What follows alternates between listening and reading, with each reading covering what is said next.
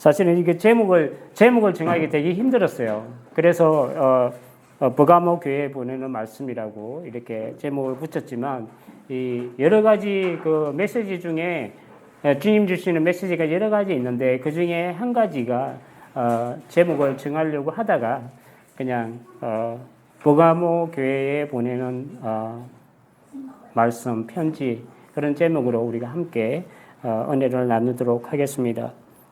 세상은 시대를 거듭해서 엄청나게 빠르게 변화합니다. 사람들은 늘 그 변화 속에 적응을 하면서 살아가지만 영원히 변치 않는 것이 있습니다. 그것이 절대적인 가치와 진리인 하나님의 말씀입니다. 수천 년의 역사를 거듭하면서 세상은 변화되고 비약적인 발전이 이뤘지만 그 죄로 깨어진 인간의 모습은 여전히 그대로인 것을 우리가 알 수가 있습니다. 아무리 많은 글과 그 지식과 정보에 이런 것들이 세상으로부터 우리가 얻는다 할지라도 세상은 깨어진 그 인간의 그 사람의 죄와 죽음에 대해서 답을 주지를 못합니다. 죄인들을 하나님의 아들 그리스도께 이끌지 못한다는 것입니다.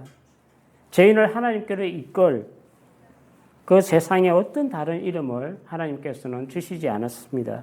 오직 창조의 시작이 되시고 마지막에 심판이 되시는 그의 아들 예수 그리스도께 생명이 있음을 성경은 말씀을 하고 있습니다.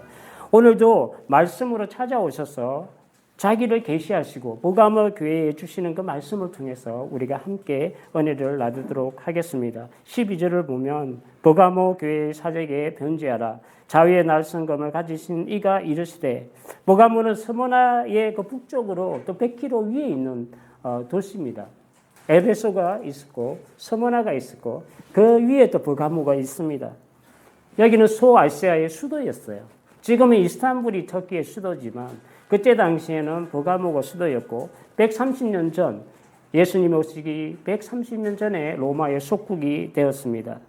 에베소와 스모나가 항구 도시로서 무역과 교역이 활발하게 이루어지는 경제적인 도시였다면 이 버가모는 해발 300m 고지에 있는 내륙 지방으로서 문화적으로 이름을 떨친 그런 도시였습니다. 아시아의 문화적 중심 도시였습니다. 의학교가 있었고 그때 당시에 의학교가 있었어요. 그리고 20만 권이 넘는 책을 소장할 수 있는 큰 도서관도 있었고 그 책들과 글들을 만들어내기 위한 양피지를 만들어내는 생산지였습니다. 종교적으로는 보면 치료의 신인 뱀신을 섬기는 그런 도시였고 그리고 주신인 제우스 신의 신당이 있는 우상 숭배지였습니다.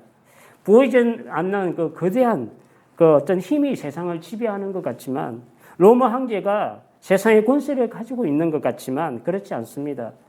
권세가 마귀에게 있는 것이 아니고 세상의 힘이 황제나 그 권세자에게 있는 것이 아니라 세상의 모든 권세와 그 능력이 하나님께 있습니다. 자위의 날성검을 가지신 이가 이르시되 우리 주님께서 심판하신 주가 되십니다. 그 주님께서 버가모 교회에 있는 발람의 교훈과 니골라당의 교훈을 따라가는 가르치고 따라가는 그 자들을 심판하시는 심판주가 되시고 이 세상의 주권자가 되심을 말씀합니다. 선악을 분별하시고 진리와 비진리를 가려내시는 그 권세와 권위가 주님께 있음을 주님께서 말씀을 주고 계십니다. 그 주님께서는 알지 못하는 것이 없으신 전지전능하신 하나님이십니다. 13절을 보면 내가 어디에 사는지를 내가 아노니 거기는 사탄의 권자가 있는 데라. 에베소 교회에는 어떻게 말씀을 하셨습니까? 내 행위와 수고와 인내를 아신다고 말씀하셨습니다. 스모나 교회는 내 한량과 궁핍을 아신다고 예수님께서 말씀하셨습니다. 오늘 버가모 교회에는 내가 어디를 사는지 아신다고 말씀을 하십니다. 버가모 성도들이 살아가고 있는 이 도시에는 정말 세상의 왕인 그 사탄의 위가 있는 곳으로 믿음과 신앙을 지키기가 엄청난 어려운 도시였다는 것을 우리가 알 수가 있습니다. 버가모 그 도시는 치료의 신인 뱀신을 섬기는 곳이었고 주신인 제우스 신당이 있고 또 성리자 아테네 신전이 있고 그 아테네 신전에 그 섬기던 지도자 디오소니스의 신전이 있는 곳입니다. 이 네 신을 주신으로 섬기는 곳이 버가모였습니다.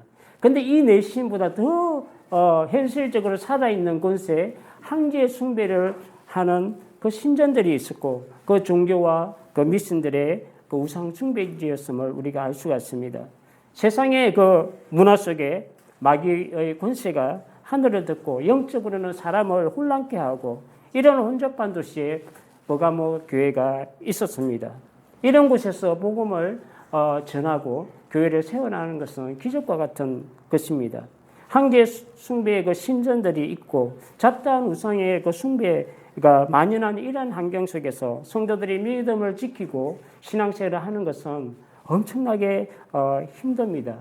그들이 당하고 있는 이 고난과 환난과 그 수고를 주님께서 아신다고 말씀을 합니다. 그 모든 행편과 저지를 하나님께서 주님께서 모르시는 것이 없으신 분인 것을 우리가 알아야 합니다. 이 세상을 살아가면서 우리가 선을 행하고 있다면 낙심하지 마십시오. 주님께서 여러분의 모든 그 사정과 행편을 다 아십니다. 하나님을 향한 그 여러분의 열심을 알고 계시고 그리고 남들이 알지 못하는 여러분들의 그 마음속 깊이까지 하나님께서 알고 계십니다. 용기를 내시고 힘을 내어 달려가야 합니다. 주님께서는 우리에게 은혜를 주시기를 원하시고 자기 생명보다 우리를 사랑하십니다. 우리를 보호하시고 지키시고 함께 하십니다. 우리의 머리털까지 세심바 되실 정도로 최고의 관심을 우리에게 두시고 계십니다. 공중에 나는 그 참새 한 마리도 하찮게 여기지 아니하시는 하나님의 그 사랑이 우리 안에 있고 우리의 모든 처지와 행편과 그 필요를 아시고 그것을 필요와 쓸 것을 공급해 주시는 분이 우리 주님이십니다. 우리가 하나님 앞에 선행해야 했다면 절대 낙심할 필요가 없습니다. 포기하지 않으면 때가 이르러 반드시 그들에게 될 것이라고 갈라디아서 6장 9절에 말씀합니다. 여러분 수고와 땀방울은 절대 여러분들을 배신하지 않습니다. 이것이 하나님께서 우리에게 주신 공평하신 하나님의 은혜입니다. 사탄의 권세가 강하고 영적으로 어둠이 감싸고 있는 환경임에도 불구하고 버가모 성도들은 주님의 이름을 굳게 붙들었습니다. 잡다한 우상 숭배의 문화와 황제의 그 숭배의 강력 속에서도 예수 그리스도에 대한 믿음과 신앙을 버리지 않기 위해서 힘겨운 영적 전투를 하고 있었습니다. 13절 중반 이하를 보면 내가 내 이름을 굳게 잡아서 내 충성된 정인 안디바가 너희 가운데 곧 사탄이 사는 곳에 죽음을 당할 때에도 나를 믿는 믿음을 저버리지 아니하였도다. 사탄이 있는 그곳에서도 죽음으로 충성한 한 성도를 주님께서 말씀합니다. 고난과 핍박과 죽음이 있을지라도 주님에 대한 그 믿음과 신앙을 버리지 않았던 그 안디바 한 사람을 주님께서 말씀하십니다. 그는 버가모 교회의 아름다운 신앙으로 황제 숭배를 거절하다가 시퍼렇게 달궈진 그 인두의 살을 찍히고 불에 태워져서 죽었다고 역사 신학자 요세푸스는 정언하고 있습니다. 그리고 초대 교비였던 터툴리안도 그 안디바를 정언을 하고 있습니다. 이렇게 버가모 교회가 사탄의 위가 있는 우상 숭배지 그런 도시에서 순교할지언정 배교하지 않고 믿음을 지킨 교회에 있다고 예수님께서 칭찬을 해주고 계십니다. 전체적으로 버가모 교회는 참 신실한 교회였어요. 그러나 부분적으로 한두 가지 예수님께서 책망을 하십니다. 비록 순교하는 교회라 할지라도 무너질 수 있다는 것을 예수님께서 말씀을 하십니다. 사탄의 권자가 있을 만큼 세상적으로 악하고 영적인 그 어두운 곳에서 그러면 어떻게 해야 비록 앞쪽인 그 사실 몸된 교회를 지켜내고 살아있는 믿음과 신앙으로 나의 신앙을 지켜낼 수 있는가 우리를 살펴보도록 하겠습니다. 첫 번째 하나님의 것이 아닌 세상의 것이 혼합되거나 하나님의 진리의 말씀이 아닌 다른 교훈이 교회에 들어오게 되면 교회가 변질된다는 것입니다. 그런 것을 막아야 하고 그런 것이 있어서는 안 된다는 것을 우리가 주님께서 말씀을 주고 계십니다. 교회는 하나님의 복음 안에서 거해야 하고 세상의 문화와 가치와 세속화되는 것부터 나의 영혼과 교회를 지켜내야 됩니다. 14절을 보면 그러나 내게 두어 가지 책망할 것이 있나니 거기 내게 발람의 교훈을 지키는 자들이 있도다. 그 중에 하나가 교회 안에 발람의 교훈을 지키는 자들이 있다는 것입니다. 이 발람의 기사는 민수기 22장부터 25장 3장에 걸쳐서 나옵니다. 그리고 31장에도 나옵니다. 바락이 아무리 돈을 갖다 주고 뇌물을 주어서 발람에게 요구합니다. 저 이스라엘 백성들을 저주를 해달라고. 그러나 하나님을 두려워하여 발람이 3번이나 예언하고 이스라엘 백성을 오히려 축복하고 떠나갑니다. 그러나 민수기 25장을 보면 그 무너지지 않을 것 같은 이스라엘 백성들이 완전히 무너지는 장면이 나옵니다. 발람의 교훈은 하나님 앞에서는 이스라엘을 축복하지만 뒤에서는 발레에게 꾀를 가르쳐 줍니다. 어떻게 하면 이스라엘이 무너지고 어떻게 하면 교회가 무너질 수 있는지 그걸 가르쳐 준 것입니다. 이방 여인과 이방 신들을 이스라엘에 집어넣어서 그 백성을 하나님의 백성을 육적으로 영적으로 가늠하게 하였던 것입니다. 민수기 25장 1절과 3절을 보면 이스라엘이 시딤에 머물러 있더니 그 백성이 모압 여자들과 음행하기를 시작하니라. 그 여자들이 자기 신들에게 제사할 때 이스라엘 백성을 청하매 백성이 먹고 그들의 신들에게 절함으로 이스라엘이 바알보르에게 가담한지라. 여호와께서 이스라엘에게 진노하시니라. 발람의 속임수에 하나님의 백성 이스라엘 백성이 범죄하여 수만 명이 하나님의 징계와 심판을 받습니다. 그 발람의 꾀를 통해서 이스라엘이 어떻게 넘어질 수 있는지를 꾀를 가르쳐 줌으로 해서 이방 여인들과 이방 신들에게 절하고 이방 여인들과 간음함으로 이스라엘이 무너지고 하나님의 심판과 징계를 받아 수만 명이 죽게 됩니다. 거기에 가담한 남자들 다 죽이고 그런 음행을 아는 여자들도 다 죽입니다. 하나님께서. 발람의 관계로 이스라엘 백성이 하나님을 떠나 우상에 제사하고 이방 여인과 간음함과 같이 버가모 교회가 순교하는 싸움을 했음에도 불구하고 우상의 도시에서 우상의 제물을 먹고 범하시는 행음으로 세상과 타협한 것을 우리가 알 수가 있습니다. 유일하신 하나님과 예수 그리스도를 섬겨야 할 크리스찬이 다른 것을 사랑하고 섬기고 세상의 것과 혼합하여 세속화된 것을 말합니다. 어려움과 역경을 믿음으로 이겨나야 합니다.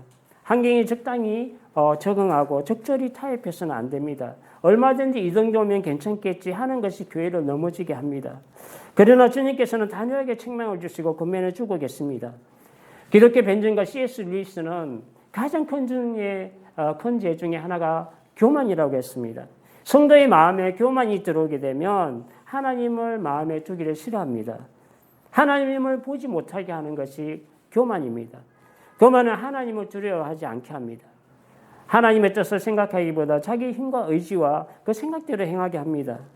교만은 패망의 선봉이요 거만함은 마음은 넘어짐의 앞잡이라고 잠언서 16장 18절에 말씀합니다. 성도의 마음에 교만이 들어오면 하나님께 속한 백성이 무너지게 됩니다.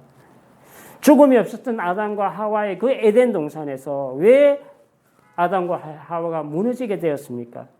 하나님의 생명의 말씀을 붙들어야 할 그들이 에덴에 숨어들은 뱀의 관계의 말을 그 마음에 받아들임으로 말미암아 죄가 들어오고 그들은 죽게 되었습니다. 하나님과 같이 데려가는 그 교만이 그 속에 들어옴으로 그 마음에서 하나님을 빼앗아가고 영적으로 하나님을 떠나서 생명을 잃게 되었습니다. 그러면 오늘 교회는 어떻게 해서 무너집니까? 하나님의 것이 아닌 세상 것이 교회에 들어오면 교회의 생명이 없어집니다. 하나님의 거룩함이 없기 때문에 그렇습니다. 교회의 생명은 거룩에 있어요. 성령 안에서 하나님의 진리의 말씀과 그 복음이 교회 안에 던전히 자리해야 합니다. 그런데 세상의 풍조와 문화와 논리가 성도의 생각을 사로잡으면 교회는 점점 그 거룩함을 잃어가게 됩니다. 그러므로 말미암아 세상에 그 어둠의 빛으로서 밝혀야 될 그 빛으로의 생명을 다하지 못하고 썩어지는 그 세상을 바로잡는 사명을 감당하기 힘듭니다. 교회는 그리스도 안에서 진리와 성령으로 충만할 때 거룩함으로 영생에 이릅니다. 그러나 진리가 아닌 발람의 교훈과 니골라당의 그 가르침과 같은 것들이 세상의 것들이 그 논리가 교회 안에 들어오면 생명을 잃게 되고 무너지게 됩니다. 처음부터 버가모 교회가 잘못되지 않았습니다.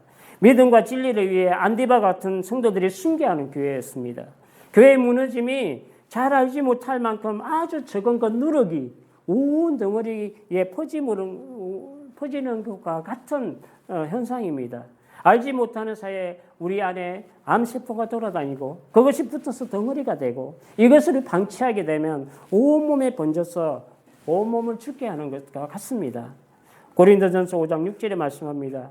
너희 자랑하는 것이 옳지 아니하도다. 적은 누룩이 온 덩어리에 퍼지는 것을 너희가 알지 못하느냐. 그래서 주님께서도 말씀하셨습니다. 예수님께서 이제 삼가 바리새인과 사두개인들 누룩을 주의하라. 마태복음 16장 6절에 말씀하십니다. 이 누룩은 그 떡의 누룩을 말씀하시는 게 아닙니다. 바리새인들과 사두개인들의 잘못된 그 교훈을 주의하라는 것입니다. 그것이 교회를 깨뜨리기 때문에 그렇습니다. 교회는 진리가 아닌 그들의 잘못된 교훈이 들어오면 그 적은 누룩이 온 교회에 퍼져 교회의 생명을 빼앗아 간다는 것을 말씀합니다. 우리는 때로는 여호수아와 같이 나와 나의 집은 여호와를 섬기겠노라 하는 결단이 우리한테 있어야 합니다. 에세대와 같이 나는 이 믿음을 위해서 나는 죽으면 죽으리라 하는 그런 믿음의 신앙이 우리한테 있어야 합니다. 세상의 논리와 문화 속에서 믿음을 지키고 타협하지 않고 진리를 지키기가 어려운 환경 속에 우리가 살아갑니다. 요즘 시대는 부가모 교회와 같이 세상 문화의 중심인 이곳에 이 맨하탄에 우리 교회가 있습니다.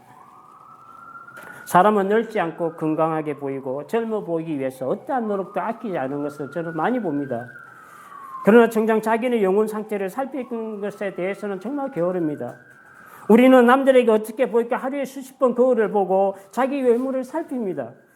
그러나 정작 주님에 대해서 나의 심령이 얼마나 깨끗한지 세수가 되지는 않았는지 나의 마음의 그 영혼을 거울에 비춰보지 않습니다. 하나님보다 세상 것으로 가득 차 있는지 나의 영적 상태를 주의 깊게 우리는 살펴보아야 합니다. 요셉 마테레 목사님은 세속적인 성도의 특징을 이야기했습니다. 그것을 요약해보면 이렇습니다. 삶의 모든 중심이 하나님의 뜻에 있지 않고 나의 마음대로 결정하고 내가 생각하는 대로 행한다는 것입니다. 전지전능하신 하나님을 두려워하지 않고 이 세상에 보이는 그 사람들의 생각이나 눈치를 너무 보고 산다는 것입니다. 성령이 이끌려야 하나님의 나라와 하나님의 의를 위해서 드리는 그 삶보다도 너무 많은 시간과 물질과 에너지를 세상을 위해서 산다는 것입니다. 교회에 나오는 목적이 주님을 만나고 말씀을 배우고 성도의 교제가 아니라 교회 가면 친구를 사귀고 관계를 맺기 위함이라고 말씀합니다. 몸은 교회에 있지만 마음은 늘 세상의 가치를 두고 가는 사람들을 말합니다. 영의 생각이 아닌 세상적인 육적인 생각으로 가득 차 있다는 것입니다. 하나님을 자기 삶의 전부를 생각하는 게 아니라 일부로 생각한다고 합니다. 진정한 예수님의 제자라면 예수님은 우리의 일부가 아니라 우리의 전부가 되어야 합니다. 살면서 하나님의 얼굴을 구하지 않아요. 매일매일 24시간 1년 365일을 살지만 하나님을 믿는 사람이라면 하나님의 얼굴을 구해야 합니다. 그리고 성경을 따라서 기도해야 합니다. 자기 중심적인 그 생각과 사고로 살아가서는 안 됩니다. 그러면 하나님이 전부가 아니고 하나님은 일부시고 하나님의 기도하지 않고 하나님의 뜻을 구하지 않고 하나님께 기도하지 않음으로 말미암아 우리는 다른 사람에게 내가 만난 예수 그리스도를 전도하기 힘듭니다. 전도하지 않을 뿐 아니라 제자 삼기도 힘든 그런 신앙생활을 한다고 말씀을 합니다.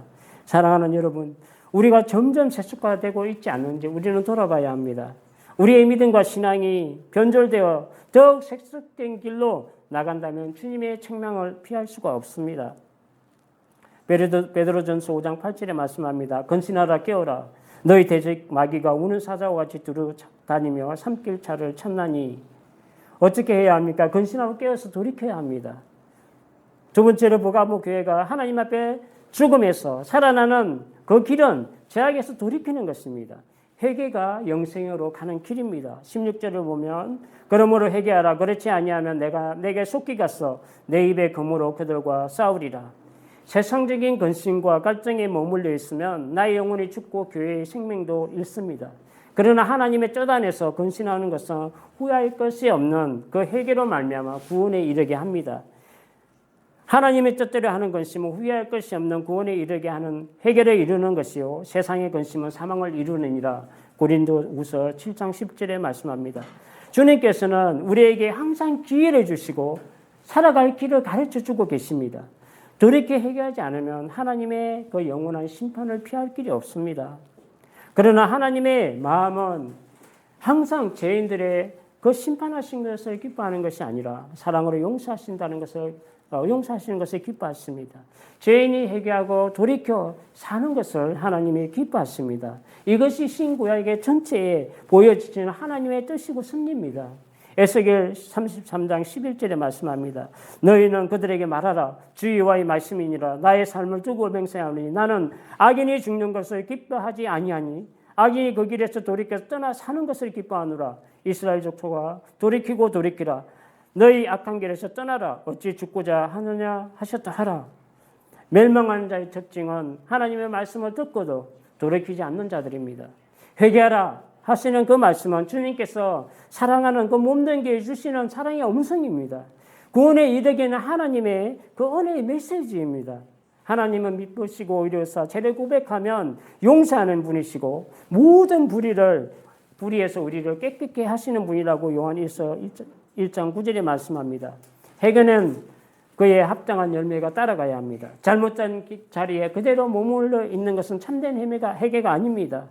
회개라는 회개의 말에 머물러 있으면 말에 머물러 있어서는 안 됩니다. 행함으로 그 열매가 나타나야 합니다.